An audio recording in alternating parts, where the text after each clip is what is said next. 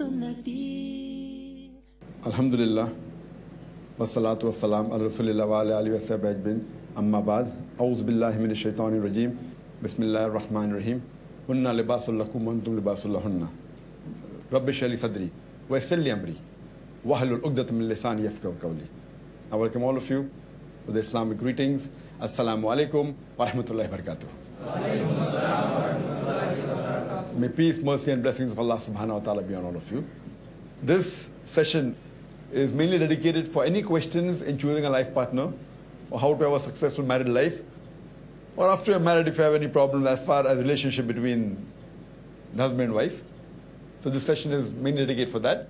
This call doesn't mean that those who are going to get married, it's only for them. Even for those who have got married, it's for them also, so that they can see to it that the life goes on according to the Quran and Sunnah. So if the brothers have any questions on marriage, choosing a life partner, you can raise your hand, inshallah. Yes, Assalamu alaikum. wa alaikum assalam wa rahmatullahi wa barakatuh. At the time of nikah only, there's an agreement between the husband and the wife that the meher will be given, but rest, the further economical rights or some of the rights may not be given of the woman. So is this type of marriage halal, or is it allowed? So whether has a question that is it possible that during nikah the marriage stipulated, but can a condition be put that he will not look after her or may not give the economic rights to her? So as far as Islam is concerned, marriage is a misaq, it's a sacred covenant. And any contract can be done as long as it is within the purview of the Islamic Sharia. She cannot ask something to be done which is haram, and she cannot say she will not do something which is fard. For example, she cannot tell the husband that you should have alcohol. Well, having alcohol is haram. She can't say that you don't offer salah, offering salah is fard. Husband can't tell to the wife that don't wear hijab, for wearing hijab is fard.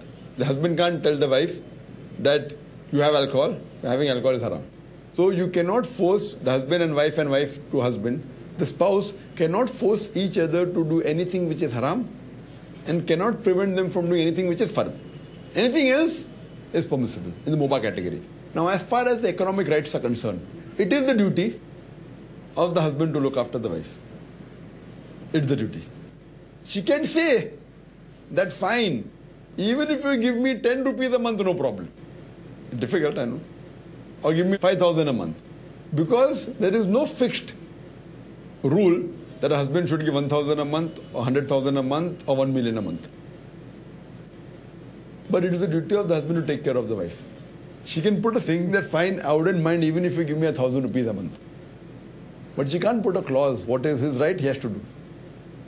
She can't put a clause saying that I will free you from everything else. Fine, whatever you give me, I'll take. That she can say. He can't put a clause, I'll give you mehr, then I won't give you a single rupee. No.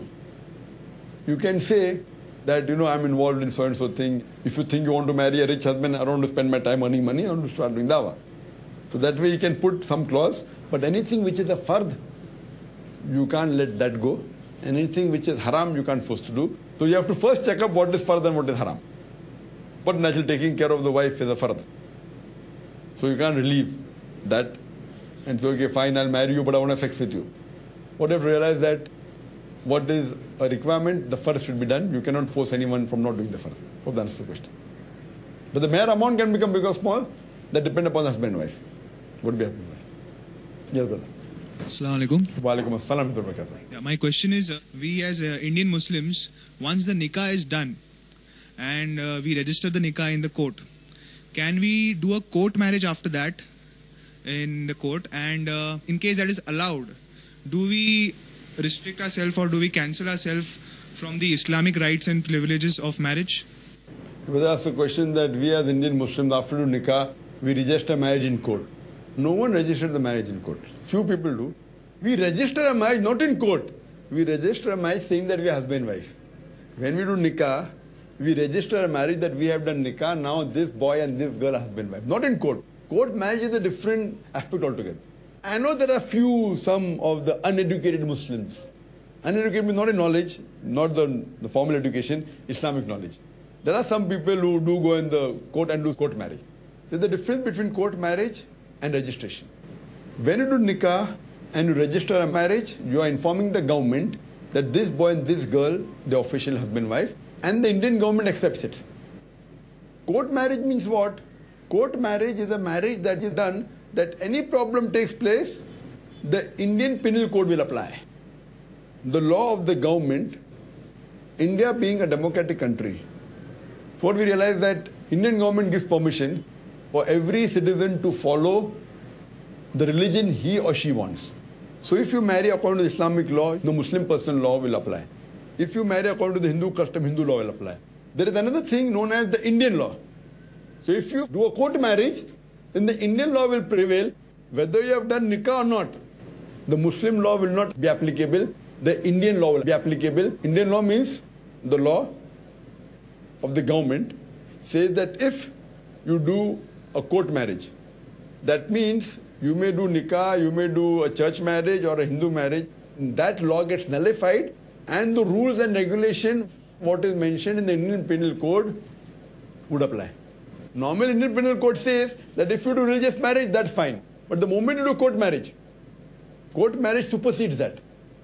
I know there are some ignorant Muslims, especially when they have love marriages, तो नाम के लिए मुसलमान बना देते, लड़की को लड़का लड़की को बनाती है, तो वो निकाह बिकाह नाम के लिए करते, but opposite party they want court marriage, no court problem, निकाह तो हो गए, there is court marriage. According to me, though most of the scholars haven't said this, according to me it is kufr. Kufr means you are rejecting Islam. You are doing nikah and then you court marriage saying that the Indian law is superior to the Quran. I haven't heard any scholar saying that, but according to me, it becomes kufr. Kufr why? That means they are agreeing, we love our country, we respect our country, we follow the law of the country, fine? But the law of Allah is superior. And when the law of country is giving you permission to follow Allah's law, you are rejecting Allah's law, it's kufr. It's kufr. Nobody is forcing you. If someone forces to put a gun on your head and then you say, okay, fine, you do shirk, Quran gives you permission. That dil mein iman hai. Lekin openly just for appearance, if you are doing shirk, if your life is in danger, Allah gives you permission. But dear, who's putting you in danger? You fall in love with a non-Muslim and then do plastic surgery, naam ke liye Muslim, then do court marriage. So according to me, court marriage is haram for a Muslim in India. That means you are giving up all your rights as a Muslim. Any problem takes place, the other law, the neutral law of the country will apply, not the Muslim personal law. If you are in America where there is no Muslim personal law, that's a different situation. There also you register, that's a different thing. There you follow Islam, problem comes, they will follow the law of the country. There you have no option of Muslim personal law there, in America. So India is far superior. In America they say democratic. India is far superior, mashallah. It's namesake. It doesn't hurt them, it is freedom of speech. It hurts them, it's not allowed. So one thing is the practical freedom of speech and democracy, and one is theoretical. So most of the Western countries, it is theoretical, it's not practical. India, mashallah, is one of the good countries where you have practical, mashallah, you can follow your law, you can preach your religion, you can practice your religion, you can propagate your religion. But here, the country gives you a choice. Now you out of the way go and say, I want to reject Islamic law and follow the country's law.